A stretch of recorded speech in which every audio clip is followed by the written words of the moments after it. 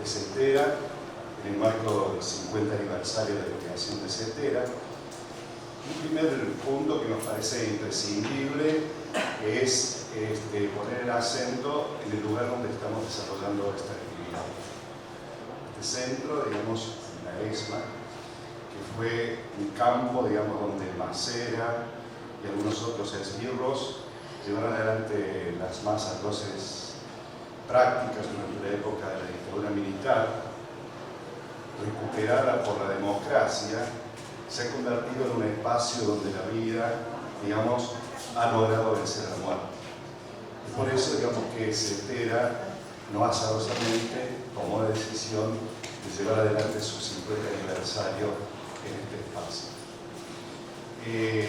Esta mesa va a tener una particularidad, que es recuperar a través de 4 textos personas, acontecimientos, eventos, situaciones que han sido muy importantes en el desarrollo de la educación pública en nuestro país.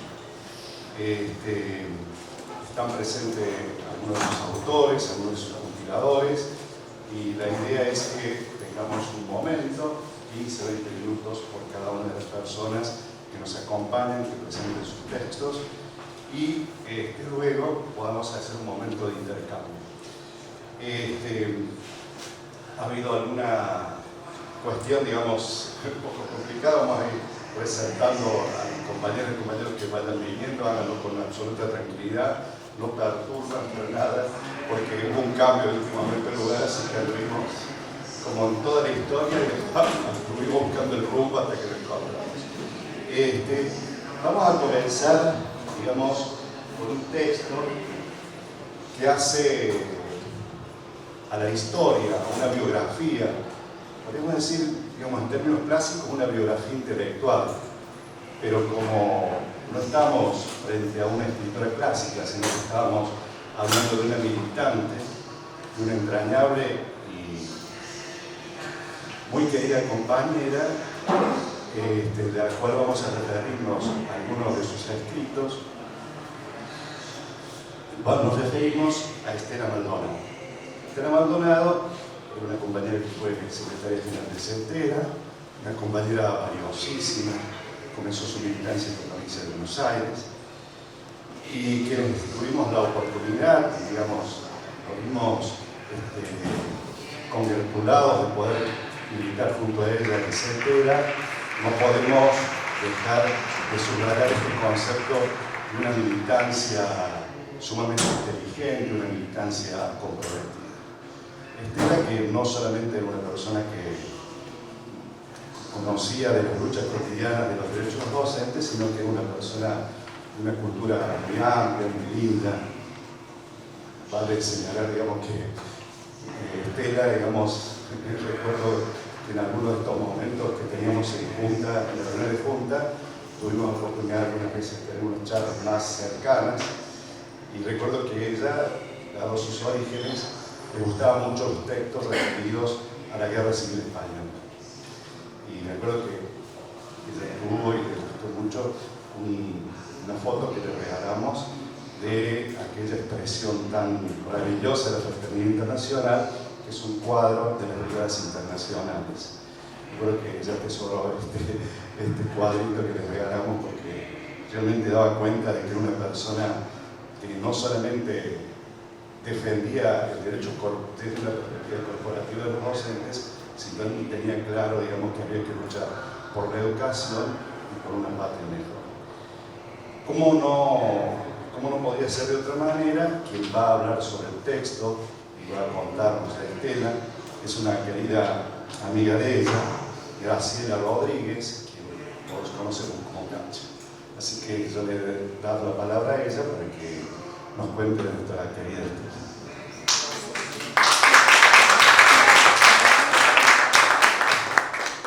Buenas tardes a todas y todos. Quiero contarles que tuve que escribir porque sabía que me iba a costar mucho hablar de Estela. Así que les voy a contar lo que escribí de Estela. ¿Por dónde se empieza a contar la historia de la vida? ¿Cuál es su verdadero comienzo? ¿Su nacimiento o un hecho? ¿Pero qué hecho? ¿Cómo hablar de la vida de Estela? ¿Por dónde comenzar? Hay tantos hechos memorables de su vida que es difícil llegar y elegir. Sin duda, la vida de Estela fue una vida educadora. No una vida que eligió la educación como un momento de la vida, sino que, al igual que los maestros y maestras como Gabriela Mistral, Paulo Freire, Simón Rodríguez, fue una vida enteramente educadora. No toda vida logra convertirse en una vida educadora, eso no logra con una simple certificación institucional. Una vida educadora es el resultado del pensamiento y de la acción. Es una vida que se decide. Aquí quiero resaltar que la vida educadora de Estela tuvo dos grandes horizontes que le permitieron a ella y también nos permite a nosotros ahora resolver las tensiones y los desafíos de una vida educadora, que implica esos dos grandes temas que fueron la política y los derechos humanos. El primer desafío que tenía una trabajadora, un trabajador de la educación, es justamente reconocerse como tal. Es decir, el paso más importante es asumir el carácter político de toda educación. Y así saber a qué proyecto histórico estamos contribuyendo. La otra tensión a la que nos referíamos es la que se da entre la militancia gremial y la militancia política. Esta tensión no es algo nuevo. Durante todo el siglo XX, el movimiento obrero discutió esto y Estela nos enseñó que lejos de estar en una contradicción, en todo caso, hay una tensión que no podemos ni debemos eludir. Hay que tomar partido por los proyectos políticos en pugna. Eso me llevó en lo personal a asumir la concejalía por el Frente de Todos en el municipio de San Miguel. Nada igual que esté o no esté allí la voz de los trabajadores y trabajadoras de la educación. Y además no es cualquier municipio, y lo saben. Es el núcleo duro de la derecha oligárquica, clerical, militar y judicial. Sigue siendo una tensión, claro, porque a veces no hay acuerdos plenos entre los propios compañeros y compañeras. Pero una tensión no es lo mismo que una contradicción. Por eso pensaba que para hablar de Estela, de su vida y de su enseñanza, hay que hablar de política y, claro, y también de los derechos humanos. Estela fue fundamental en la construcción de su tema. Fue la secretaria de Derechos Humanos, después fue la secretaria general de SUTEBA, junto a la compañera Marina Mapelli, quien en ese momento era la secretaria de Derechos Humanos de SUTEBA, Vicente López, tuvieron la iniciativa de ir a los juicios de lesa humanidad con los trabajadores. Pero se complicaba un poco que los compañeros trabajadores pudieran salir de su puesto de trabajo. Y entonces, en noviembre del 2009, se da el primer juicio en la canchita de Florida. Se convoca entonces a la Comisión de la Memoria, la Verdad y la Justicia de Zona Norte y a los organismos de derechos humanos.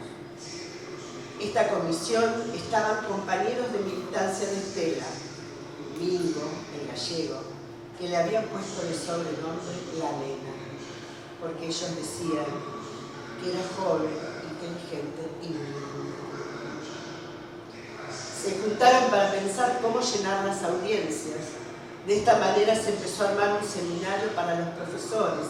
Esta capacitación se articuló con la jefatura distrital de educación de Vicente López. Se arma una mesa de SUTEBA, CETERA, Estela, la Comisión de la Memoria, donde estaba la compañera Adriana Tahuada, el Centro de Estudios sobre Genocidios de la UTREF, la Secretaría de Derechos Humanos de Vicente López, 3 de febrero y San Martín. El primer seminario de capacitación se realizó en el 2012. Se llamaba Construcción de Ciudadanía y Pedagogía Preventiva del Genocidio en el marco de los juicios de los delitos de lesa humanidad. De esta experiencia salieron textos y dibujos. Más allá de esta mirada crítica literaria, la presencia de los estudiantes en los juicios contra los responsables del terrorismo de Estado fue una experiencia imborrable. Terminado el seminario, se capacitaban los alumnos.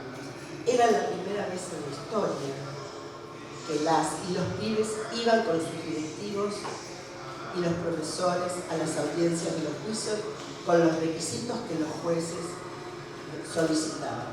Se logró conseguir una sala específica en el Tribunal Federal número 1 de San Martín para estos juicios, la misma capacidad para 90 personas. En Suteba, con sus seccionales de Zárate, Campana, Moreno, Merlo, San Miguel, José Cepaz, Malvinas, Tigre, Pilar, San Fernando, Uruguay, llevaron a los pibes durante todo el 2012. Comenzamos a llevarlos 2 veces por semana a los estudiantes y a las estudiantes a las audiencias del juicio de la mega causa de Campo de Mayo, donde se juzgaban los crímenes de lesa humanidad. Previo a las declaraciones, los estudiantes tenían la posibilidad de entablar vínculos con los testigos. En el 2013, por una decisión de Estela, se edita el libro Yo fui a los juicios con el profe, donde participaron en el mismo los estudiantes que su preocupación por los derechos humanos y por la situación del país hicieron de ella una militante incansable y una luchadora imprescindible para el movimiento obrero y para las y los maestros. Estela decía que era fundamental que las y los jóvenes entrelazaran el pasado con el presente y miraran el futuro para sentar las bases del nunca más. Gracias, compañeros.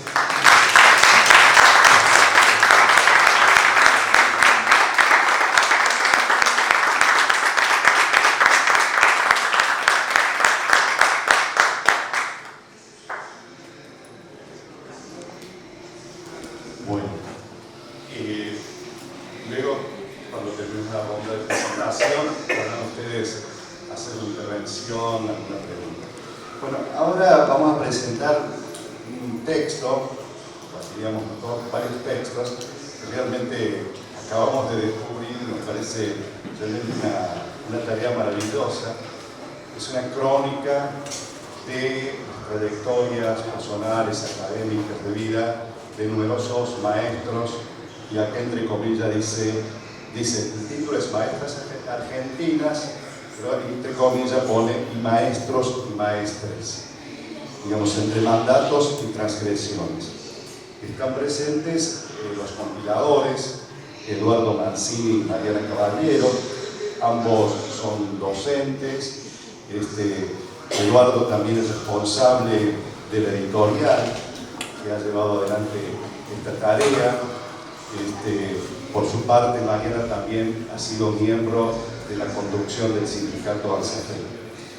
Va también a acompañarles en esta tarea de presentación Nicolás Arata, que es el presidente de la Sociedad Argentina de Investigación y Enseñanza en Historia de la Educación, quien también ha sido en su momento director de formación y movilización del conocimiento del Consejo de la Clase.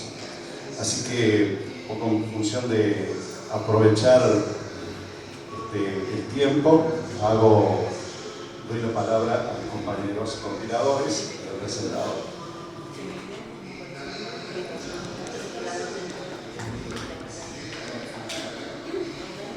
Vamos a ver si la logística funciona. Tenemos manijas que muy mal yo. Bueno, adelante, no va a estar muy mal yo. Bueno, ¿se escucha bien? Bueno, lo que contaba el compañero es verdad, se trata de 7 tomos, aproximadamente pesan 8,5 kilos,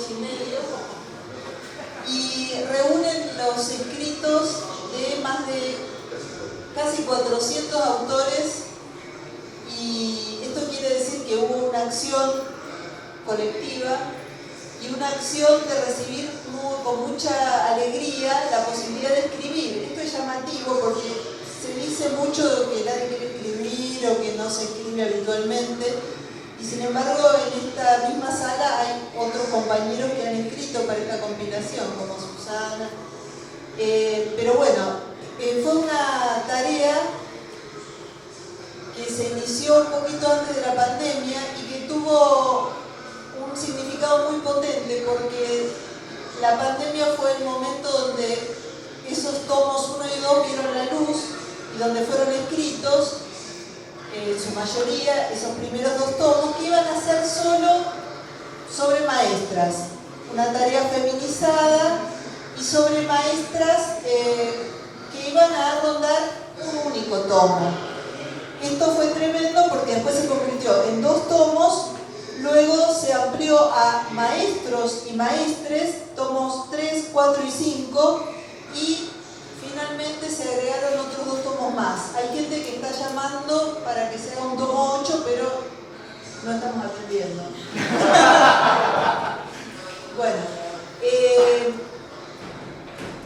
yo le comentaba a Eduardo, que es el gran gestor de esta idea, que cuando yo era chiquita iba a la Biblioteca Argentina en Rosario, a lo mejor alguno de ustedes la conoce, tiene una puerta, la sala de lectura con 2 alas, donde dice en una de ellas: conocer es amar, ignorar es odiar.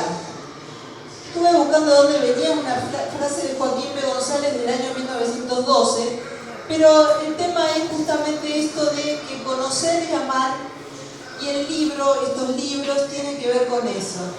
La tarea de los docentes es una tarea muchas veces desconocida. Estamos escuchando por la tele muchas veces candidatos que ignoran absolutamente y por lo tanto odian sin fundamento, desconociendo lo que significa la tarea de los maestros y de los profesores. Entonces pensábamos que convidar a escribir, convidar a leer, es también una forma de convidar a amar, una tarea sumamente significativa que tiene que ver con la democracia y con la defensa de los derechos humanos. Yo voy a hacer un rápido avance sobre un par de temas. Primero decir que estos libros son como todos los libros, están hechos de papel, de números, de hojas, de tinta, pero que sin embargo guardan un lazo con acciones que no aparecen en los libros de historia, anécdotas muy pequeñas que explican los porqué de muchas cosas que aparecen como secretas. Las escuelas no se hacen solo con las fechas y con los hechos, sino también con las vidas que laten en cada una de estas biografías que aparecen en el texto. Cartas, fotos, explicaciones de por qué ocurrió tal o cual cosa en un momento determinado. Muchas veces se escribieron estos textos hurgando en los archivos, encontrando fotos, pensando por qué una escuela tiene tal o cual historia y la vida de los docentes se enlaza con ellas. Un libro, entonces, estos libros son mucho más que tinta y papel.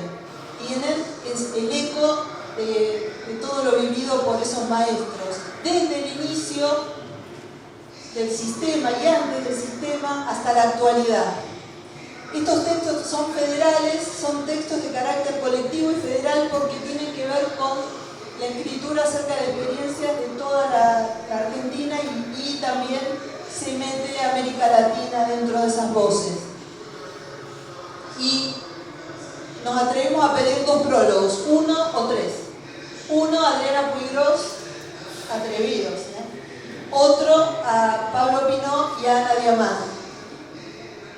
De esas escrituras, porque estos textos han sido escritos por académicos, por periodistas, por docentes, muchísimas de sus páginas, y también, como decíamos, por atrevidos, que a lo mejor solo escribieron ese texto puntual. Estos textos, nos decía Adriana Puigros, permiten recuperar la experiencia propia. Si conocer es amar, recuperar la experiencia propia es empezar a valorar la tarea nuestra, de los maestros, en la actualidad, en el pasado, y armar una especie de hilo que nos conduzca a entender la construcción del sistema educativo, las experiencias del crear, la vida y la obra de los sindicalistas como Estela y como tantos otros. Todas estas experiencias propias nos permiten comprender y en tiempos de ataque a la educación y a todo lo público son una herramienta clave, y esto lo dice Adriana Puigros, para interferir en este proceso de destrucción del sistema de educación público. La respuesta a este ataque debería tener que ver, nos parece, con la memoria y con el rescate de nuestra compleja identidad. Decirlo en este lugar es casi una redundancia. Convertir este lugar de odio en un lugar de amor, de conocimiento, de intercambio, es una forma también de dar respuesta a ese negacionismo que intenta construir una historia que niegue todo aquello que nosotros, como ese libro acerca de los juicios, todo lo que muchos docentes hemos tratado de explicar, construir y defender desde las aulas y de las escuelas. Si conocer es amar, todos estos libros son un punto de apoyo para construir en las escuelas espacios de afecto, espacios de comprensión de la realidad y de transformación de aquello que nos resulta injusto. Estamos a 40 años del inicio de la democracia, a un año del atentado contra nuestra vicepresidenta, y estos textos, estos 7 tomos retoman la historia de muchas madres de Plaza de Mayo que se convirtieron en ejemplo, y muchas de las madres de Plaza de Mayo habían sido maestras, y en ese sentido cumplen estas dos grandes enseñanzas hacia la sociedad y hacia nosotros como aprendices de su tarea. Estos tomos entonces recogen algunas de las historias que están también en esta mesa y que van a ser contadas. Y para nosotros fue una enorme alegría ser parte de esa escritura e invitar a escribir a otros compañeros.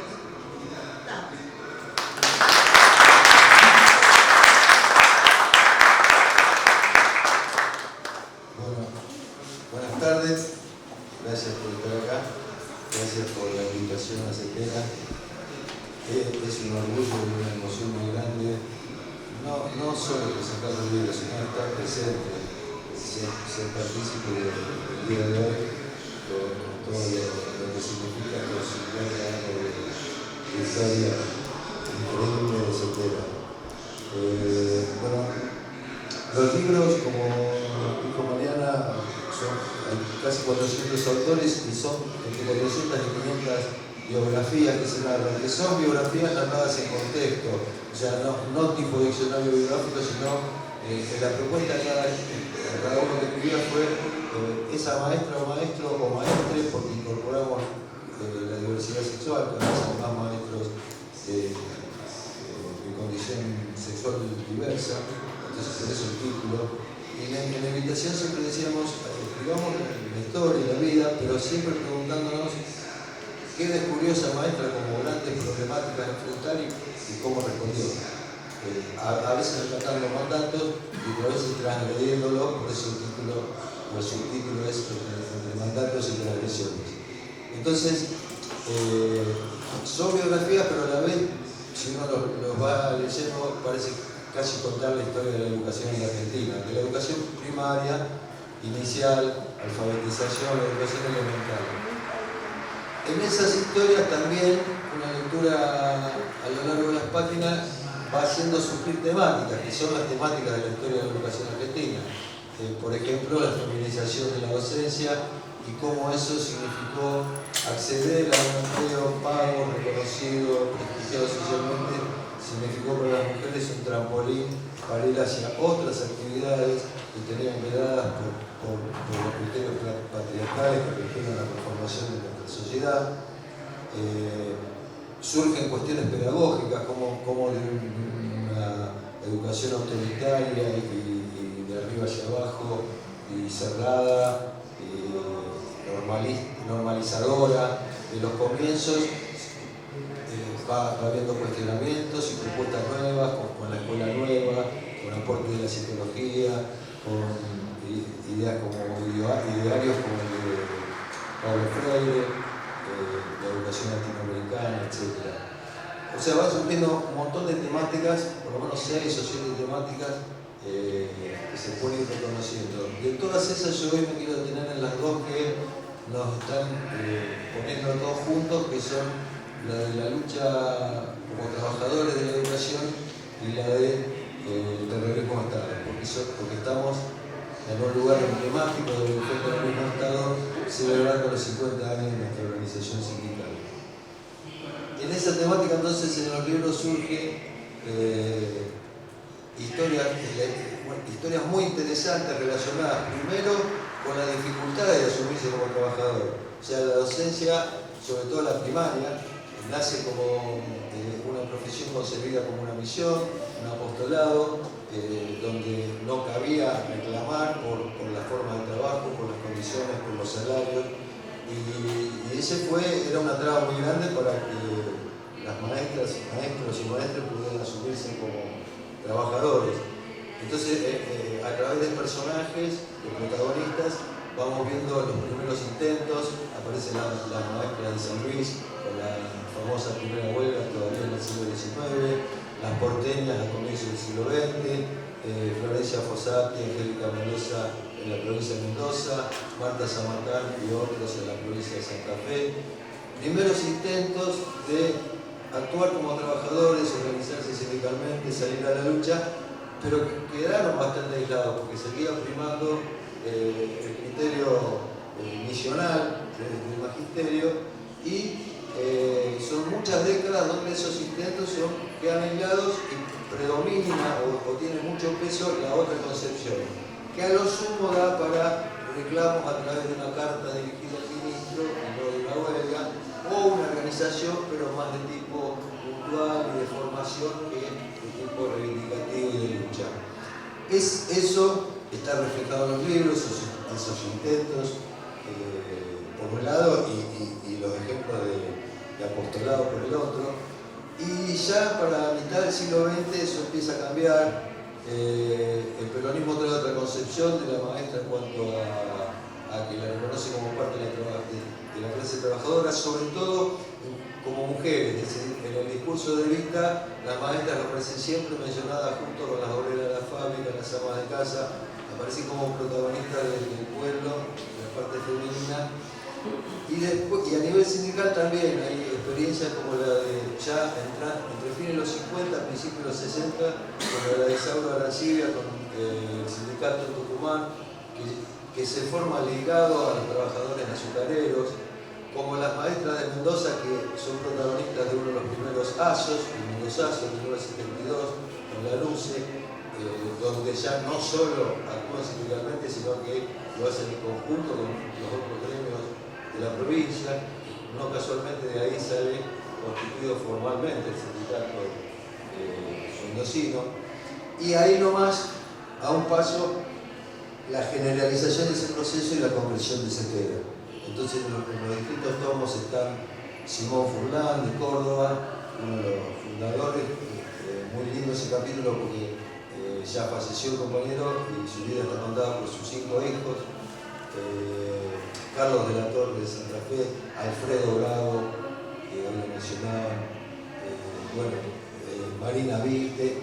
O sea, llega la fundación de Cepeda y desgraciadamente muy pronto llega los años del terrorismo de Estado. Entonces, nombro a Isauro Arancibia, a Marina Vite, a Susana Pertierra, a Carlos de la Torre, y bueno, está la lucha en el momento de la conformación de Cepeda y ahí nomás el terrorismo de Estado, que en algunos casos, como el de Marina o Isauro, fue el asesinato, y en otros, como el caso de Alfredo Lago fue a la cárcel, en otros como Susana Reyes, por ejemplo, fue al exilio, o la propia Adriana Furlós estuvo en México, bueno, muchos, los hijos de Furlan, el hijo mayor de Furlan, o sea, viene la época del terrorismo de Estado. En la época del terrorismo de Estado, en estos libros, se diversifican las historias, porque están las historias de las víctimas, de los maestros desaparecidos, muchos de los 600, varios de los 600, digamos, sobre todo en los últimos tomos, que logramos mucho, compañeros y compañeras desaparecidos, exiliados, pero también otras historias, como por ejemplo, como decía Mariana, diría que decenas de maestras que se vieron obligadas a convertirse en madres de Plaza de Mayo. En el libro de reseña por lo menos de 12 o 15, que hicieron toda su trayectoria de maestras y ya mujeres grandes, dedicadas a su trabajo y su familia, se transformaron en maestras, en madres de Plaza de Mayo, cambiaron el guardapolvo blanco por el pañuelo blanco y siguieron enseñando en otro terreno. Y bueno, y nos vamos acercando, hay también una experiencia de maestras haciendo escuelitas dentro de las cárceles como presas políticas, dos experiencias por lo menos. Y bueno, y después vienen los años de la democracia donde sigue la lucha, en algunos momentos con conquistas y avances importantísimos y en otros momentos con luchas para defender esas conquistas y resistir la ofensiva del neoliberalismo y ahora últimamente también del negacionismo. Y bueno, y ahí aparecen todas las historias que ya son más cercanas a todos ustedes. Están todas las secretarias generales y secretarios generales de Estela, Hugo, Estela, Marta, Sonia, no sé si me olvidé, Mari, están todos, están los principales, muchos importantes dirigentes de las provincias, como Rogelio de la Rioja, la compañera Clelia de Ríos y Gilles, que falleció hace poco. Está la compañera Graciela Singolani, que falleció también hace poco de la capital. Hay compañeros de Córdoba, del sur, de Neuquén. Bueno, como decía Mariana, el federal.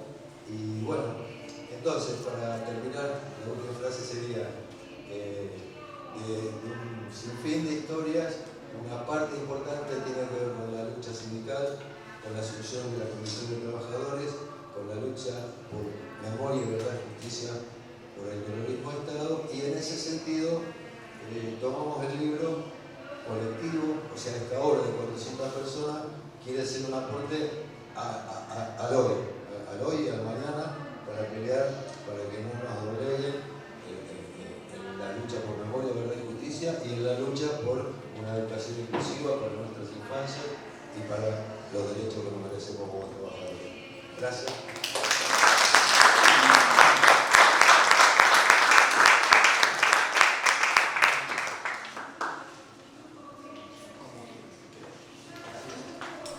Vamos a cambiar un poco la dinámica que teníamos prevista, porque leyendo un poco la trayectoria de Nicolás, me parece que es la persona más acreditada, acreditada para luego hacer la síntesis.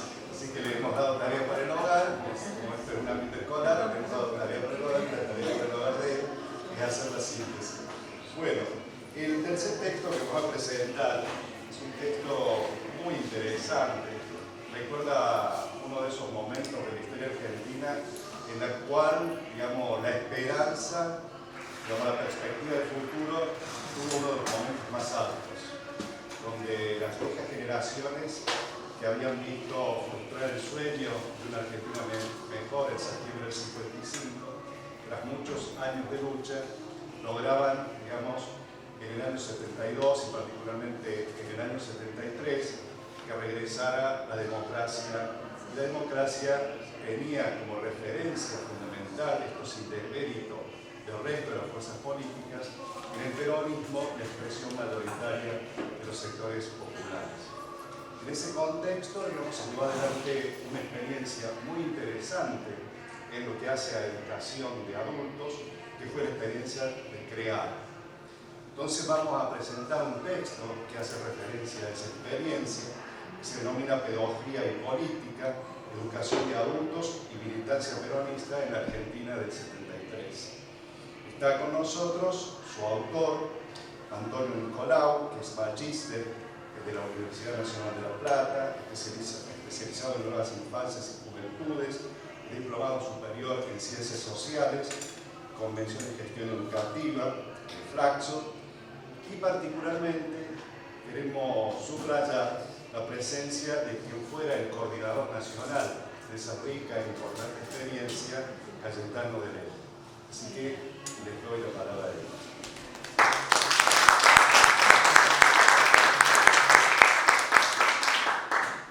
Bueno, ante todo, muchísimas gracias. Un honor tener sentado al lado mío a quien coordinara, a quien llevara adelante, junto con otros, algunos que están todavía afortunadamente y otros que no están, que han partido a la casa del padre, decimos en algunas ocasiones. Como el caso de Nano Balbo, con quien Cayetano ha compartido muchos años y que recientemente, hace muy poquito, nos dejara en su tierra adoptiva de la provincia de Neuquén, en su ciudad de tanta militancia que tuvo y que fue el responsable de crear en la Patagonia. Cayetano, desde que nos conocimos en el año 2011, ha sido un fiel compañero de rutas. Nos seguimos hablando mucho por teléfono y nos montamos de risa porque es muy cómico. Así que disfruto mucho de tu presencia, Cayetano, y te la quiero agradecer. Después quiero que hagas un saludito, ¿puede ser? ¿No? ¿También? Bueno, listo. Perfecto. Bueno, este libro es el colorario de una larga investigación y tenía ganas de contarles un poquito la cocina de este libro, porque fue muy paradigmática. En el año 2009 se hizo por primera vez un encuentro nacional de educación popular en la UBA y yo tenía toda la inquietud en ese momento, estaba cursando, como decía aquel presentador, estaba cursando la maestría en educación, venía de tener varias carreras en la universidad y no encontraba el hueco para poder plantearme la tesis.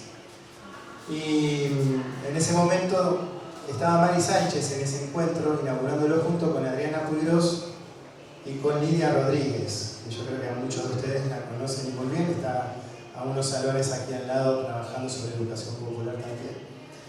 Y yo me le acerqué a Adriana Puigros y le dije, bueno, yo vengo de Mar del Plata, pero vivo en La Plata y me interesa mucho el tema de la educación popular, le conté brevemente un poco mi inquietud y me dijo, mira, la que te va a poder receptar todas estas inquietudes es Lidia Rodríguez. Y dije, bueno, está bien, listo. Vamos a hablar con Lidia Rodríguez, hablamos.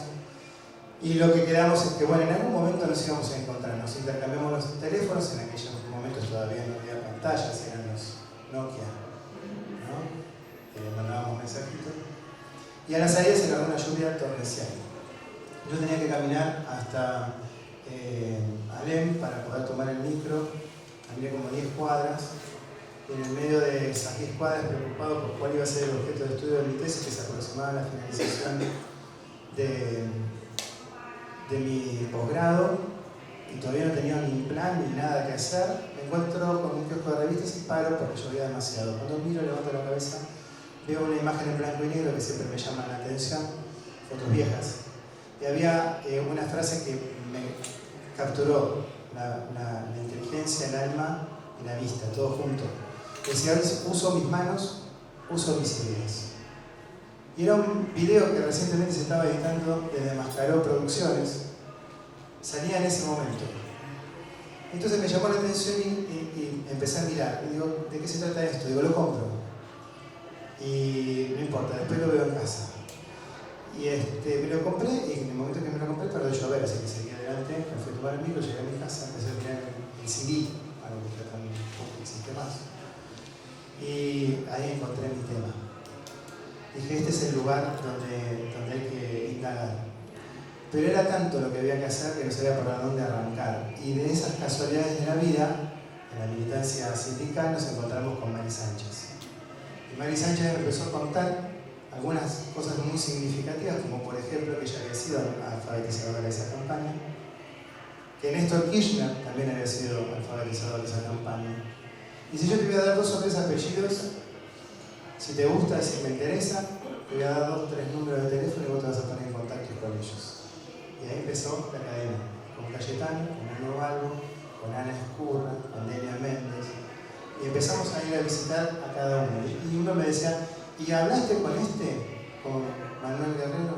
No. Bueno, te doy el teléfono. ¿Y hablaste con este, Jorge Viapiano? No. Bueno, te voy a dar el teléfono. ¿Y hablaste con Carlos Grosso, que fue el director nacional?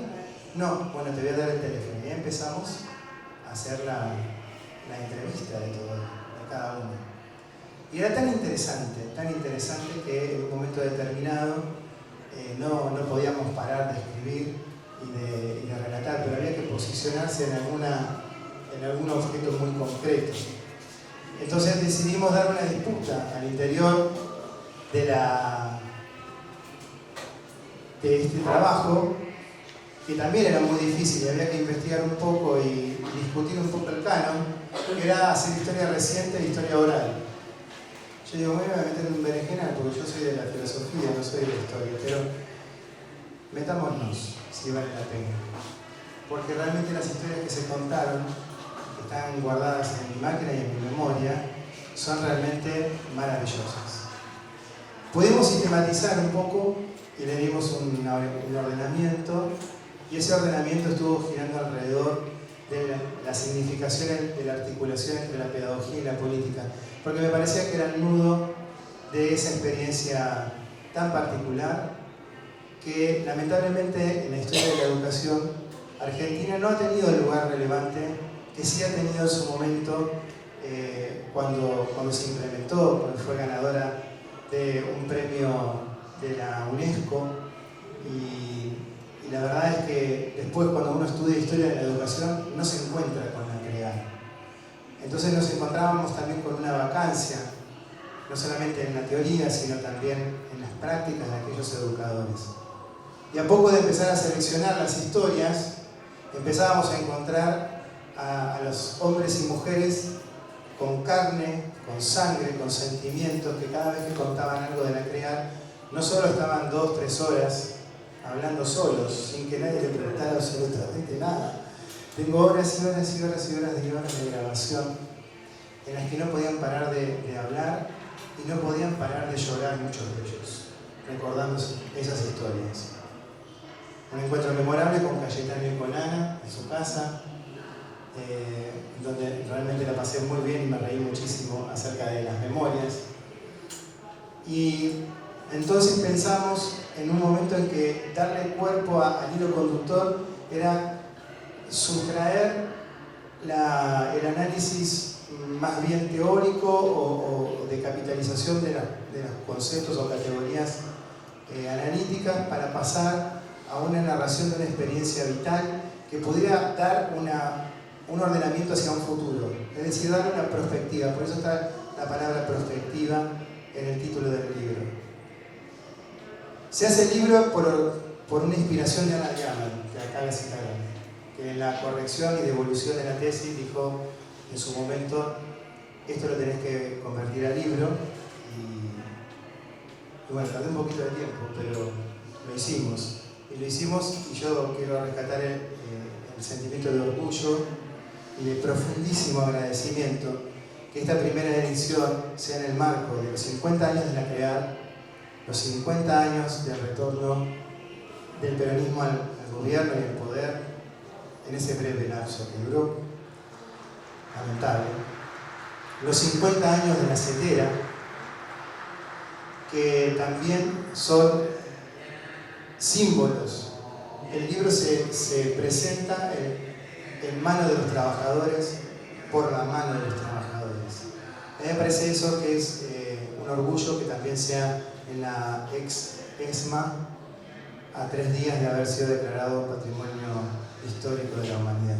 La verdad que son un montón de coincidencias por aquellos compañeros como Jorge Cabo de Asi, que fue el alma, a quien no conocí, pero lo pongo en el libro, en la memoria, porque todos y cada uno, sin excepción, en los distintos lugares donde tuve que hacer las entrevistas, en distintas provincias, sin decirle una sola palabra acerca de él y preguntarle acerca de él, todos me mencionaron a Jorge Cabodeas. Quiere decir que la memoria de Jorge está latente en la memoria de los que todavía siguen recordando esa experiencia.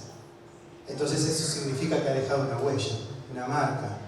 Y esa marca, esa huella imborrable e indeleble, está en el corazón de la creada. Entonces no me parecía justo dejarlo un margen, a un costado. Por otro lado, y para ir cerrando, el texto lo que intenta es presentar un clima de época, pero al mismo tiempo un desafío. La militancia del 73, que no fue solamente peronista, pero fue fuertemente peronista, fue muy territorial, fue muy comprometida, fue dar la vida. Muchos la dieron en los comienzos, en la antesala de la terrible historia trágica de la Argentina del 76, que fue las persecuciones de la AAA en el 74, fines del 74 y comienzos del 75. Y muchos de esos educadores, alfabetizadores, entregaron la vida también ahí, forman parte integrante de esos 600 que están en el mural de la Zetera en Calle Lima. La verdad es que es un orgullo poder presentarlo aquí y quisiera recoger esa memoria para que en algún momento, si este texto puede servir para que la historia de la educación lo recupere, lo ancle en su historia, para enseñarle a las nuevas generaciones que existe la posibilidad de articular un discurso político con un discurso pedagógico sin temor a caer en esa particularidad que la escuela normalizadora, positivista del siglo XIX, que también era política, nos marcó tanto de no poder hablar de aquellas cosas que nos parecieron que son importantes y trascendentes. El libro tiene láminas que fueron hechas por jóvenes pintores de la época que las entregaron sin cobrar nada a cambio. Muchas desaparecieron porque fueron quemadas por la dictadura. Están, ¿sí? Estuvo uno de los pintores, me acaba de decir, Cayetano estuvo hoy aquí, me hubiese encantado conocerlo, porque no tuve la fortuna. Son cosas que nos regala la historia para poder hacerlos presentes. Recuperar la memoria no es el recuerdo solamente, la memoria es eso que queda anclado en el alma de un pueblo. Y la crear, desde mi humilde punto de vista, tiene todo el derecho y se ha ganado todos los galardones para quedar anclada en la historia de la educación argentina como un emblema de lo que significa militar la educación pública. Ahí encontrarán experiencias muy ricas. Yo les agradezco la presencia, no quiero hacer perder o demorar un poco más esta presentación. Agradecerle a la Zetera en el nombre de Sonia Leso y Miguel Duande, que también hicieron la presentación allí, lo mismo que Adriana Puigros y Cayetano de Lela, hicieron también la presentación del libro, y el posfacio Lidia Rodríguez. Y bueno, a disposición ese libro para que se recupere la memoria de quienes tanto lucharon para hacer de la educación pública una educación de calidad comprometida con su pueblo.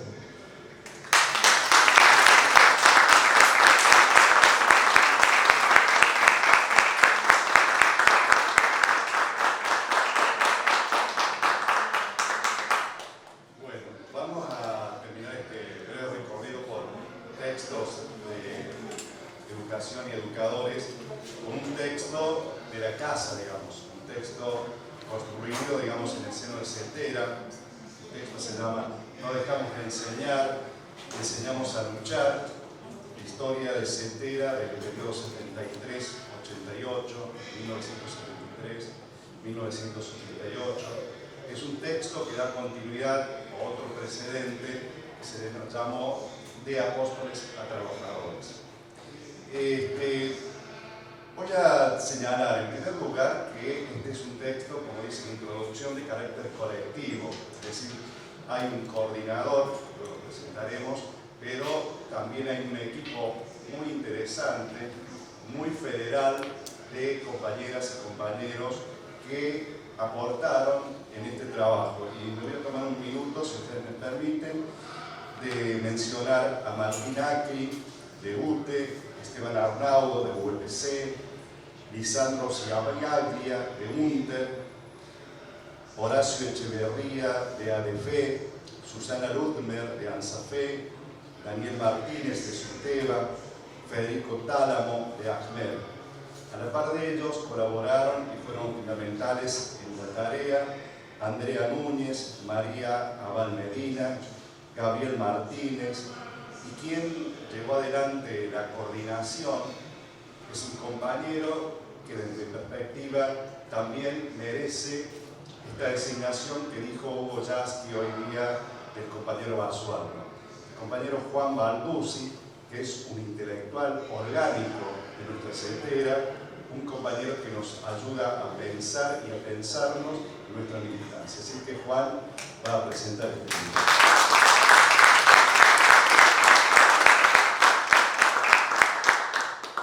Bueno, gracias a todos. Oscar, gracias por tus palabras.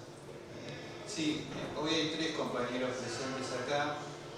Está Federico Tálamo de ACMER, Susana de ANSAFE y está Daniel de SUTEBA. Una alegría estar compartiendo con ellos el espacio y el trabajo. Realmente creo que hicimos un trabajo colectivo, ¿no? Cuando charlábamos del libro decíamos, bueno, es una historia colectiva que estamos contando, porque la CETERA es una construcción colectiva y lo construimos colectivamente. El título alude a una consigna que se coreaba durante la Marcha Blanca, ¿no? Que, bueno, uno de los elementos que recuperamos y que fuimos incorporando. Yo voy a hacer un paneo, voy a tratar de que sea más o menos rápido, con los capítulos, los contenidos, pero tratamos de incorporar algunos elementos que están presentes en los discursos de los compañeros, las cosas, las consignas, las cuestiones que fueron atravesando estos años de historia, ¿no? Como decía Oscar, el libro continúa el libro anterior, que era de Apóstoles a Trabajadores, ¿no? Y va desde la fundación de CETERA en el año 73 hasta la Marcha Blanca en el 82, ¿no? Que es un hito en la historia de CETERA. Yo ahí quiero señalar algunas cosas, ¿no? Algo que decía Sonia, que tiene que ver con esto que decía Oscar también, ¿no? Que este es un libro hecho por CETERA y recoge una tradición, que es una vieja tradición del movimiento obrero, que era que los dirigentes del movimiento obrero, como dirigentes intelectuales orgánicos a la vez, escribían las historias del movimiento obrero, ¿no? Uno puede encontrar Sebastián Marota, Valle Santillán, los pioneros anarquistas, socialistas, comunistas, peronistas, después cada uno un libro de historia del movimiento obrero, ¿no? Y nosotros le damos una continuidad hoy desde una institucionalidad, digamos, ¿no? Ya no es el dirigente, sino que es un organismo de la CETERA, del Instituto de Investigaciones y un equipo del instituto, ¿no? Pero un poco es, me parece que es importante eso, ¿no? Hay 2 ejes que atraviesan al libro. Una es la perspectiva de clase, que la plantea Sonia. Ella dice en el prólogo, bueno, importante que es un libro escrito desde la clase trabajadora, ¿no? Por esto mismo. Y el otro que es la perspectiva de género, que la introducimos nosotros también, una mirada por justamente lo que se hablaba en la mesa, ¿no? El carácter de feminización de la docencia y demás. Parecía que, si bien no es una historia de género específicamente, ¿no? No está toda la historia contada desde ese lugar, pero sí tratamos que hubiera un eje que tiene que ver con la cuestión de género y la militancia sindical y cómo fueron atravesadas las compañeras y las cuestiones que se vivieron desde esa perspectiva, ¿no? El libro está organizado en un prólogo de Sonia, 5 capítulos que toman la historia, los distintos momentos de la historia, un epílogo que es de Hugo Yasky y 4 anexos, 2 que son más formales, que tienen que ver con los miembros de juntas de este periodo, otro que tiene que ver con las organizaciones que estuvieron presentes en el congreso en el que se fundó la CETERA en el año 73. Y hay dos anexos específicos que desarrollamos en el instituto y un poco más. Uno tiene que ver con el salario, ¿no? Un análisis de la evolución del salario en esos años, y otro tiene que ver con lo previsional, que son dos cuestiones permanentes de lucha, ¿no? Uno, cuando vamos revisando lo que es la historia, bueno, para los que son militantes es como dos ejes del pan nuestro de cada día, medir por el salario y por la cuestión previsional, ¿no? Y después cuando uno hace la historia siempre están las reivindicaciones del salario, previsional, salario, todas las otras, salario y lo previsional. Entonces merecen los capítulos aparte, ¿no? En el prólogo Sonia marcaba, yo voy a señalar algunas cosas que tratar de no estirarme tampoco demasiado, ¿no? Algunas de las cosas que señalaba Sonia, un aporte en defensa y la construcción de nuestra memoria, ¿no? Como uno de los elementos, tratar de rescatar un acumulado de experiencias. Después dos ejes, ¿no? Que se veía también, la defensa de los derechos de los trabajadores y las trabajadoras de la educación, ligados a la defensa de la educación pública, que es algo que está desde el inicio. La CETERA está en la declaración de principios de CETERA, se marcan estas dos cuestiones, ¿no? Como sindicato va a defender a sus trabajadores, pero además defender a la educación pública, diciendo que los trabajadores organizados tienen que participar de la disputa por la educación pública y de la disputa por la política educativa, ¿no? O sea que es algo bien actual.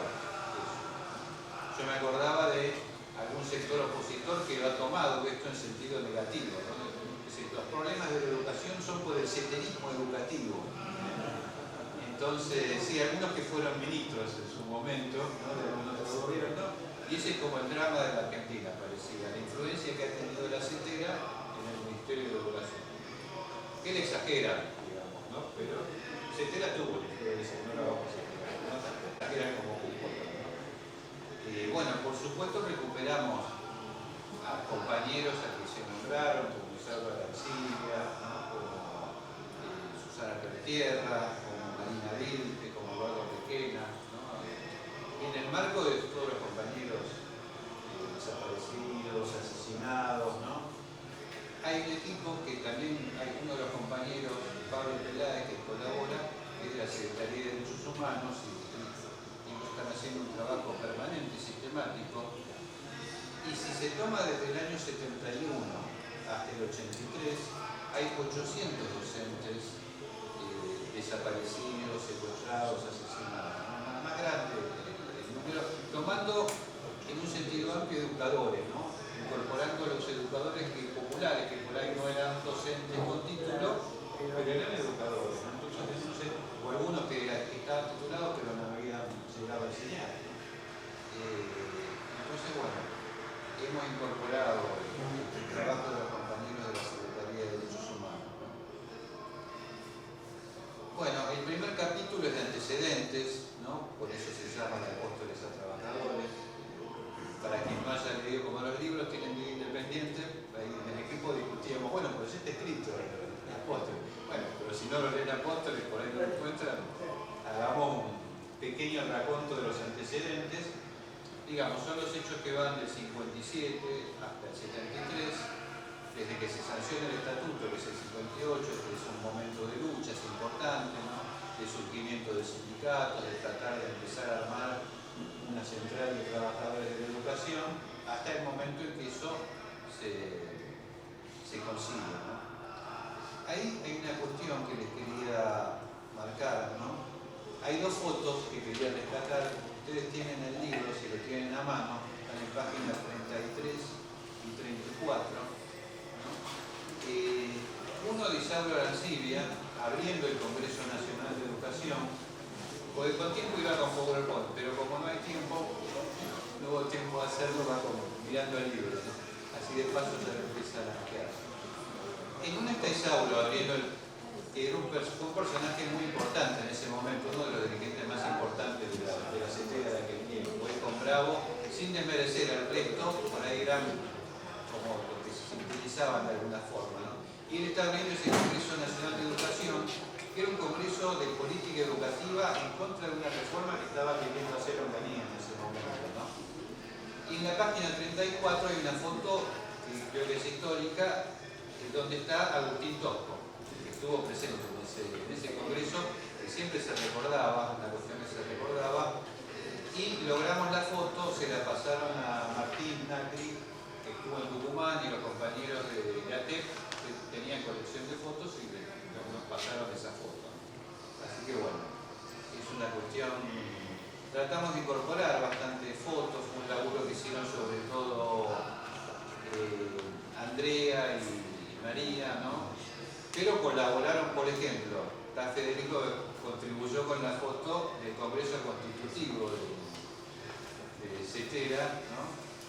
Hicimos un trabajo colectivo, pero no nos estaba funcionando hasta el final, porque buscábamos en Capital quién podía tener, hablamos con Tito, con compañeros de acá, no encontrábamos la foto, decíamos, la foto no está del Congreso Constitutivo, por ahí porque en la época no había tanto, hasta que charlando así en el equipo, Federico dice, no, pues en la ACMAR tenemos fotos de... Esa, si se fijan, está un poquito más adelante, en la página 45, ¿no?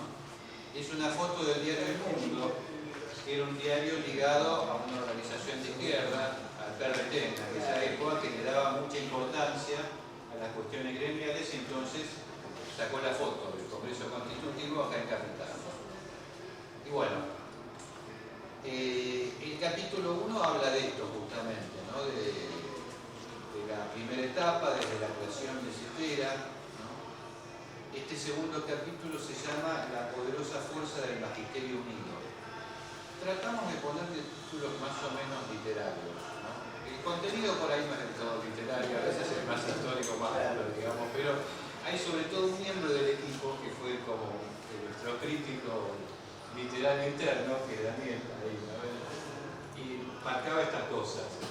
Decía, esto es muy árido, ¿no? Bueno, tomamos ahí la cuestión y tratamos de ir incorporando elementos que tienen que ver con, además con cosas de época, ¿no? Porque ese es el título de una nota que sacó el periódico de Educación Popular, que era un periódico docente de la época, que lo dirigía Luis Iglesias, pedagogo importante, maestro reconocido, ¿no?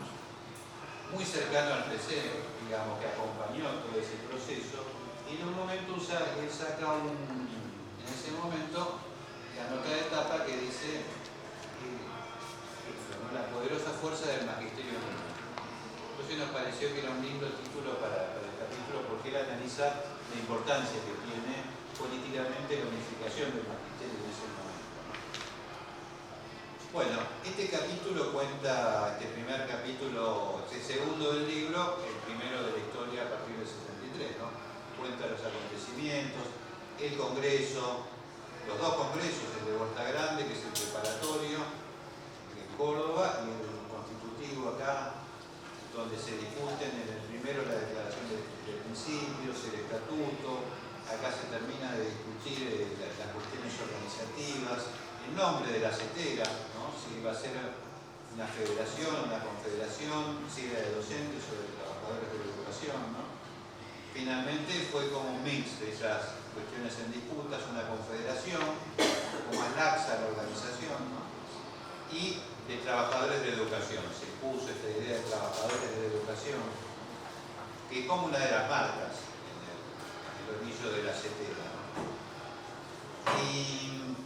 Y esto va a ser un eje de disputa además hacia adelante, interno, ¿no? El tipo de organización entre un sector que era más, si se quiere, profesionalista, que conservaba esta idea de darle más amplitud a cada...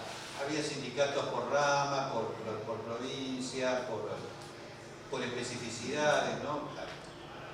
En el momento de la constitución de Cetera, los dos congresos fueron 150 sindicatos, piensen, ¿no? La cantidad de sindicatos que había. Acá están digamos, estos primeros años de organización, de lucha, los primeros conflictos, las primeras huelgas, la deriva del gobierno, ¿no? Porque de ese primer momento de ilusiones, de esperanzas y demás, se termina con Isabel, López Rega, la actividad, como se señalaba, ¿no? Hasta llegar al momento del golpe, ¿no? ahí yo no sé si me acuerdo, digamos, en realidad, sí me acuerdo de los diarios de esa época. Pusimos la foto del diario anterior, de La Razón, está en la página 102, ¿no? Que me sigue impresionando, ¿no? Dice, es inminente el final, está todo dicho. 23 de marzo del 76 a la tarde, la última edición. El golpe era inminente en ese momento, ¿no? Las crónicas, yo me acuerdo que contaban que estaban en el Congreso llevándose las cosas, los gustos, ¿no? Era escenario terrible para una etapa terrible que se habla ahí, ¿no? Bueno, en el capítulo que sigue, ¿no?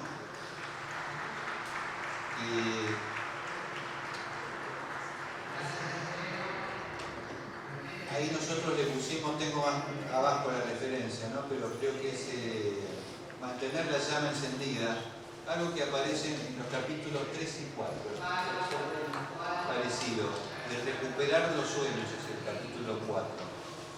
Y eso es algo que encontramos en entrevistas, una entrevista a Cecilia Martínez, ¿no? Que habrán visto hoy, digamos, y bueno, también está presente en el libro, bastante presente ella, y en una de las entrevistas hablaba de estos tiempos bajo la dictadura, ¿no? Donde tratar de mantener los sindicatos abiertos era tratar de mantener una llamita encendida. Ella se acordaba de una película, para los más grandes que tal vez la vieron, La Guerra del Fuego, ¿no? Donde los hombres y las mujeres prehistóricos peleaban por mantener el fuego encendido, era sagrado además en aquella época, ¿no? Entonces ella hacía como un paralelo, bueno, mantener el fuego encendido. Y en una entrevista con Juan Carlos Valdés, ¿no? Otro protagonista también de la época, él dice la misma frase, parecida, ¿no? Mantener la llamita encendida. Digo, bueno, era algo del momento, de la época, ¿no? Entonces, este capítulo es mantener la llama encendida frente a la aluvión que fue la dictadura que está presente. Acá nosotros analizamos la política de la dictadura en general, el educativo, la represión, ¿no? Todas las manifestaciones. Hay una pequeña semblanza de Isauro, de Marina, de Eduardo, de Susana, ¿no? Rescatamos algunas cosas que yo quería mencionar. Sabía que iba a estar Nicolás acá y otros compañeros que por ahí están vinculados a la historia de la educación. Algunos episodios que son interesantes, ¿no? Hay uno que es el éxodo docente, ¿no? Que se produce a partir del año 77, porque cae tanto el salario docente que los maestros se jubilan o dejan los puestos. Y hay una denuncia sindical en ese momento que plantea el éxodo que se está produciendo en las escuelas, año 77. Vamos redondeando. Dos últimas fotos que les muestro y después redondeo. Páginas 119 y 121. Dos notas de diarios que hablan de la fuga de maestros. Y en la página 121 una nota del general Solari, que era el ministro de Educación en la provincia de Buenos Aires, que salió en la semana, creo, en Noticias en ese momento, donde explicaba las causas. Él decía, no, es culpa de los gestores que hacen que los maestros se jubilen, pero tratando de sacarse la culpa de encima. Sí, los salarios están bajos. Bueno, más sintéticamente, para dar tiempo a acá el comentario de Nicolás y después al intercambio, los otros capítulos plantean el periodo que va del 81 al 85, la lucha por la recuperación de la democracia, la reorganización de la CETERA, hasta el Congreso en Huerta Grande, en Córdoba, en el año 85, que es la reorganización, y después la disputa que va, las peleas que van a partir del año 85 hasta el 88, hasta la Marcha Blanca. Rescatamos bastantes voces de la Marcha Blanca, eso me parece que es interesante. Los dos capítulos de anexos, el del salario, que es un tema poco trabajado, que es interesante también ver la evolución del salario, porque hay muy pocas fuentes, hay una sola fuente que nos parecía medio extraña, nosotros teníamos dudas con esa fuente, entonces hicimos una reestructuración, trabajó mucho Gabriela y el economista y Andrea buscando fuentes, no la Silvia Diga, y el previsional, que Lisandro trabajó mucho, que él está con el tema del libro de punta, además con el tema previsional en CETERA, ¿no? Bueno, la idea es algo, como dice Hugo en el epílogo, que sirva en estos tiempos. Dice algo así, ¿no? En estos tiempos donde se intenta recuperar la memoria, ¿no? En estos tiempos donde se ataca tanto al sindicalismo docente, parece que las huelgas no sirven para nada, que la acción sindical no sirve para nada, nos viene a demostrar que sí, que la construcción colectiva, que la pelea, que la disputa sirve, ¿no? Entonces, en ese sentido, tiene también una función pedagógica, y dice, bueno, que estén presentes en los institutos, en las universidades, ¿no? Que esto sirva, que este trabajo sirva a la formación de los militantes y de los docentes en general. Es un poco el sentido que le hemos querido dar y va a seguir, tiene continuidad, ¿no? Así que bueno, hasta ahí.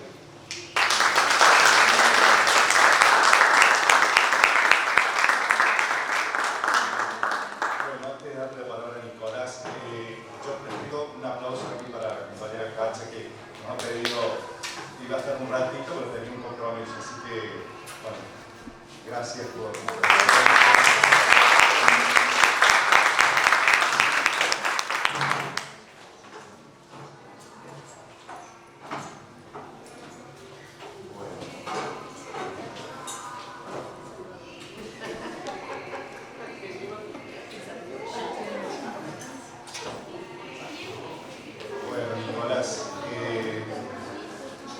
Digamos un poco la tarea de hacer una síntesis. Y si te parece, digamos, y no es muy atrevido de mi parte, te dejaría también una tarea complementaria. Porque hemos estado viendo textos que han trabajado sobre un periodo de nuestra historia, digamos, de la educación, los educadores, los trabajadores, de mucho repulsivo, de mucha participación, de mucha esperanza. Estamos en un presente particularmente dificultoso, complejo, donde pareciera que las perspectivas no son demasiado buenas. Entonces, a la par de presentar lo que todos hemos escuchado, a ver si te atreves a hacer un puente entre esta historia y este presente que nos desafía. Muchas gracias. Buenas tardes a todas y todos. La verdad que menuda tarea. Yo quiero decir que llegué acá porque Sonia me dijo venite a presentar el libro de Les Compañeros. Hace unos meses celebramos, meses no, parecía que fue hace unos meses, pero en realidad se fue hace unas semanas. Celebramos una nueva jornada de la Sociedad Argentina Historia de la Educación en Rosario, y ahí tuvimos la enorme gusto de poder compartir con compañeros y compañeras. Bueno, desde la SAI promovimos también un reconocimiento CETERA por los 50 años, tuvieron las compañeras, los compañeros acompañándonos también presentando esta maravillosa obra colectiva, en fin, y ahí llegué yo, pero tomo con mucho gusto y honor también el poder comentar un poco lo que escuché desde un lugar que lo quiero dejar muy explícito, que es el de un lector interesado en estos temas que me apasionan, que me convocan y que me ayudan a aprender más y mejor sobre nuestra historia de la educación. Este libro me llegó hoy, estaba en el también este hermoso morral que nos obsequiaron, no lo conocía, es de agosto del 23, todavía está chorreando la tinta, ¿no? Se me agarra este sí me lo habían dado hace unas semanas, Estela Maldonado, entonces, bueno, y el de las compañeras lo conozco ya hace un tiempo, me ha tocado también, me han convidado a participar, en fin, y tenía algo preparado al respecto. Pero entonces, compartir algunas ideas, si me lo permiten, un poco fuera del libreto original, pero tomando también el guante y la invitación.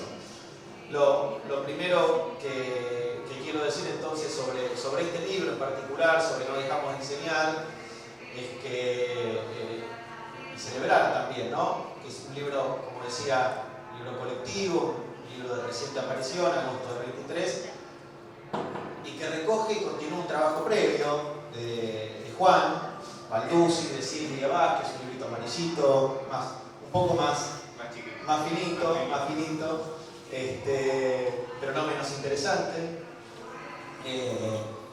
y que ambos se inscriben en un trabajo, y esto me parece que es importante, producido por un equipo de historia sindical docente del Instituto de Investigaciones Pedagógicas Marina Virtu. Decir esto puede parecer obvio, pero también es importante, queda grabado, que estos libros no son el resultado del esfuerzo de la patrulla perdida, porque podría ser, ¿no? Que hay una patrulla perdida, que un día dijo, escribamos y vemos y probemos y hagamos, y ahí está el resultado. No, es el producto de un trabajo político, institucional, que tiene un marco, que tiene una historia, que tiene una perspectiva. Tony trajo a la mesa la palabra perspectiva, hay que ponerlo sobre la mesa. En América Latina y en Argentina hacemos historia y hacemos perspectiva, porque nuestro trabajo no es mirar el pasado en clave positivista, sino de enlazar pasado, presente y futuro, ¿sí? En clave política. Entonces, en ese sentido me parece que es interesante inscribir estos trabajos, como los trabajos de la compañera, como el trabajo también de la biografía de Esther, ahora me refiero a ella, en un marco institucional que está dándole también un contexto, ¿no? de emergencia, de circulación, de aparición, de circulación, etc. A veces las instituciones oprimen y encierran, a veces las instituciones son los contextos de posibilidad, son las plataformas, son los espacios de libertad también, porque son todos libros que trasuntan libertad, un significante que no tenemos que permitir que nos roben, bajo ningún punto de vista, Entonces, esa como primera cuestión. Como segunda cuestión es que son trabajos, todos los presentados, que asumen una posición docente. Y asumir una posición docente es, entre muchas otras cosas, desplegar capacidades escritutarias, con perdón del neologismo, con perdón del español. Capacidades escritutarias que permiten pensar históricamente el devenir de las y los docentes en la República Argentina. Y pensar históricamente ese devenir docente me parece que siempre combina como dos movimientos. Deconstruir, es una palabra a veces un poco pretenciosa, deconstruir, es decir, revisar las formas, desnaturalizar los modos en que fuimos y en que fueron nombradas las docentes, los docentes a lo largo de la historia. Muchas de esas formas en las que fueron nombrados, fueron interpelados y fueron interpeladas las y los docentes en la historia, han tendido han convergido en procesos de una verdadera esencialización del trabajo docente, muchos llamándonos de apóstoles, llamándonos de sembradores, nunca definiéndonos en el sentido más específico que el trabajo docente tiene, a veces interpelados como los apéndices de los pedagogos, ¿no? La mano ejecutor del pedagogo que piensa o de la pedagoga que piensa, el docente, la docente es la que ejecuta, eso que otro pensó desde otro lugar. Y por supuesto también hacer la historia de las docentes, los docentes también hacer la historia de la escuela, ¿no? Y desedimentar o desnaturalizar esta idea de que la escuela es un enseñadero. Parece que ese es el primer movimiento. Y el otro movimiento fundamental es el de reconstrucción. O sea, deconstruir y reconstruir, ¿no? ¿Reconstruir qué? Reconstruir las tradiciones pedagógicas, políticas y sindicales, ¿no? A través de las cuales ese devenir docente se fue configurando, se fue constituyendo, ¿sí? Fue ganando la escena pública, fue siendo presente. Toda la serie de imágenes que nos mostraban recién son una evidencia, ¿no? de esta historia rica y potente que es la del movimiento docente organizado. Entonces, ahí me parece que hay mucho para hay mucho para incorporar a una historia de la educación que hacemos en las universidades que tiene una enorme deuda con estas historias. Yo no puedo hablar, me toca ser en este momento presidente de una sociedad, digamos, científica de historia y educación, no puedo hablar en representación de, pero sí puedo hablar como miembro de esa comunidad, de asumir un compromiso de que estas historias estén más presentes y que converjan más con las historias que tenemos que escribir. No puede no haber, ¿no?, un eje que atraviese las historias de educación que se construyen con sede en las universidades sin incorporar todos estos registros. Es absolutamente imprescindible hacerlo a esta altura del siglo, esa convergencia. Pero no es por hacer un favor, que quiero que quede absolutamente claro, es porque es constitutiva de esa historia y de su comprensión en toda su complejidad, que los relatos, las reflexiones, ¿sí?, que están en estos trabajos converjan con otros elaborados en sede académica. Y también pensaba, cuando le escuchaba a Graciela, que escribir una historia es también reunir los papeles dispersos, reunir esos papeles que están, ¿no?, apilándose en los escritorios, que circularon en diarios que hay que recuperar, en conversaciones que hay que mantener. Creo que ahí Tony puso de relieve toda la importancia y todo el valor que tiene la palabra y la historia oral, ¿no?, y reunirlas y transformarlas en materiales como este. O sea, transformar eso en libros me parece que es absolutamente fundamental, y este es un claro ejemplo. Esto es una biografía intelectual con toda la de la ley, con todas las de la ley. La biografía de una compañera cuya vida, lo decía Graciela, estuvo marcada por dos horizontes, ni más ni menos que el de la política y el de los derechos humanos. Yo pensaba, ¿no?, cuando la escuchaba, no conocía el otro libro, y cómo cuando la biografía intelectual de un educador, una educadora en este caso, la cuestión de la política y la cuestión de los derechos humanos se tornan parte de las obsesiones, ¿no?, a las que uno le dedica su vida, como eso también se transforma en una escena de transmisión. ¿Y cómo se llamaba el otro libro? Yo fui a los juicios con mi profe. Fíjense cómo ahí se produce un pasaje, hay un cambio en el lugar de la enunciación. Yo fui a los juicios con mi profe. Ahí se armó una escena de transmisión. Ahí hubo un maestro, ahí hubo una docente, ¿sí?, que armó una escena de transmisión, que transmitió eso que en la biografía de Estela era, ¿no?, parte de su, decía Graciela, de su horizonte: los derechos humanos, la política, la memoria. Eso me parece extremadamente valioso, rico. Y qué decir, bueno, de maestros, maestras y maestres. Me parece que va también en ese mismo horizonte, con la particularidad de que estamos frente a dos compañeros que han hecho un trabajo de dimensiones, se decía bíblicas antes, ¿no?, dimensiones bíblicas. Son 7 tomos, los han pesado. O sea, ustedes han escuchado 8,5 kilos, 500 biografías. ¿Cuántas páginas? Seguro lo saben. Lineal. 2.700 páginas. ¿Sí?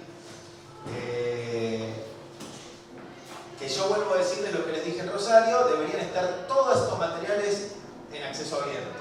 No deberían dispositivos, sino qué bueno que sería que, y ahí sí puedo asumir esa responsabilidad, me encantaría desde la SAIE poder armar una buena estrategia para que todos estos materiales circularan libremente, porque son extremadamente valiosos y creo que también extremadamente necesarios en este contexto, y sobre eso me voy a reservar el final de mi intervención. Pero entonces sobre el trabajo de maestros y maestras y maestres, es un proyecto editorial extremadamente singular, es el resultado del trabajo de 3 colectivos. Es un trabajo que no empieza en Buenos Aires, eso también quiero decirlo, también quiero subrayarlo. No empezó en Buenos Aires, no queremos, todo empieza en Buenos Aires y va después circulando por el país, no empezó en Buenos Aires. Es un trabajo que está dotado de una inmensa libertad. Cada uno escribió como cada uno sintió y quiso escribir y pudo y le salió, y eso también se agradece. Y creo que se mencionaba Mariana mencionaba el prólogo de Adriana Curvo. Yo quería citar una idea que Adriana pone ahí, gran maestro también. Dice, les docentes habían descubierto que educar requiere transgredir. Y ahí yo me preguntaba, bueno, ¿qué es lo que hay entre mandatos y transgresiones? Que es un poco el título o el subtítulo de los tomos. Y me respondía que es lo que podemos descubrir en los intersticios que habitan entre aquellos que estamos combinados a ser y las múltiples formas de poner de manifiesto las resistencias que surgen y se expresan mucho más allá del malestar o de la oposición al mandato. Es decir, esa forma de transgredir no son solamente resistencias a la autoridad o resistencias a eso que nos dicen que tenemos que hacer, sino una forma extremadamente creativa a través de la cual el magisterio argentino desplegó respuestas creativas, fuera de libreto, muchas de ellas gestadas dentro, pero muchas otras gestadas fuera de las aulas, inventando publicaciones, que estamos viendo aquí, organizándose, marchando, transformando los espacios de enseñanza laboratorio de experimentación e innovación pedagógica y un largo etcétera. Es decir, que uno de los muchos aciertos que tiene este material, estas publicaciones, es que han recuperado ese aspecto, esa dimensión del devenir docente en la Argentina. Pablo Pino también, que fue mencionado, cita en su prólogo una idea que también me gustó mucho. Dice, este libro recupera historias que suceden en ríos, llanuras, montañas, mesetas, ciudades, y que son protagonizadas por docentes, varones, mujeres, disidentes, sobre indios, negros y mestizos, sobre criollos, nativos y extranjeros, algunos llegados de lugares tan lejanos como Marruecos, entre ellos, dice Pablo, hay reconocidos y reconocidas, olvidadas y olvidados, perseguidos y perseguidas. ¿Sí? Este material, como los trabajos que se comparten hoy acá, entre sus muchas virtudes, una que tienen es que desnormalizan el relato instituido y vuelven a contar. Y para volver a contar hay que tener libertad. Y eso me parece que es lo que estos libros transmiten. La libertad de poder volver a contar. ¿Sí?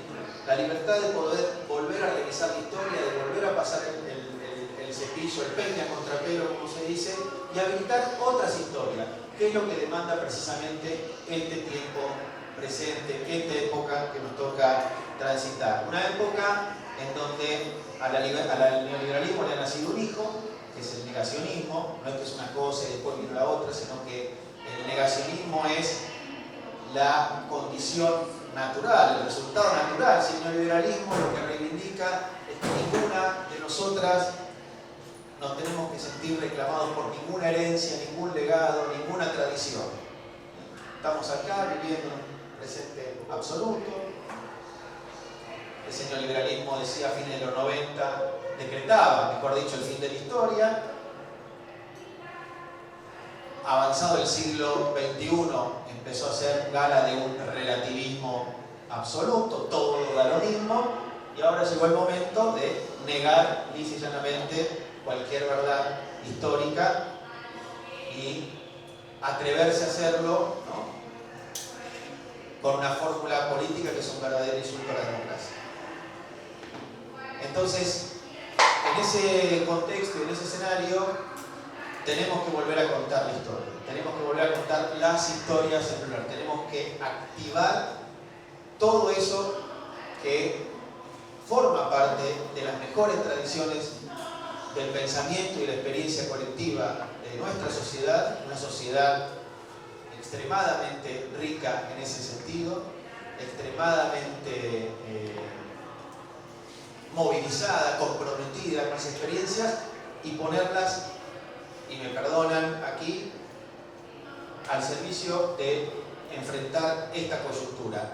Yo hoy sentí, en ese maravilloso acto de apertura que tuvimos en la mañana, y ojalá haya sido yo, y estoy equivocado y me van a corregir, un dejo de resignación. Y es algo que no nos podemos permitir bajo ningún punto de vista. Acá, compañeras, no se perdió nada todavía. Acá tenemos que dar vuelta y tenemos que ganar 2 elecciones. Y listo. Eso es lo que tenemos que hacer.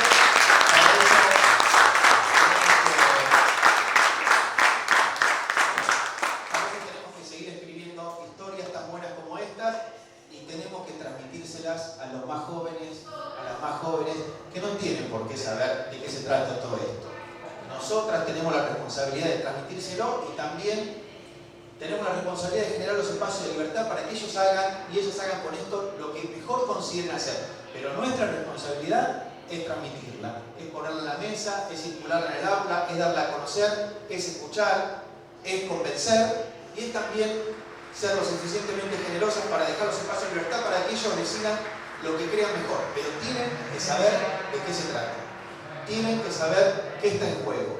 Tienen que saber cuánto nos costó llegar hasta acá. Y cuando digo acá, recupero lo que decía el compañero. Acá es acá. Estamos en la ESMA, un lugar que fue un lugar de muerte, de tortura, de desaparición, que hemos recuperado para la causa de los derechos humanos, pero que ese hemos recuperado no está escrito en piedra, está bajo amenaza. Que no sabemos si el año que viene vamos a poder decir lo mismo acá. Entonces, eso creo que es lo que está en juego, y para eso creo que sirve la historia, para enlazar pasado, presente y futuro, y para hacer imaginar eso que solemos decir, sociedades más justas y más igualitarias, pero muy conscientes de que, insisto, no hemos perdido todavía nada. La historia está abierta, tenemos que dar vuelta a una elección, tenemos que ganar un balotaje, y creo que ese es el trabajo que nos toca en los próximos meses, y en los que se nos juega mucho más que 4 años. Bueno, muchas gracias.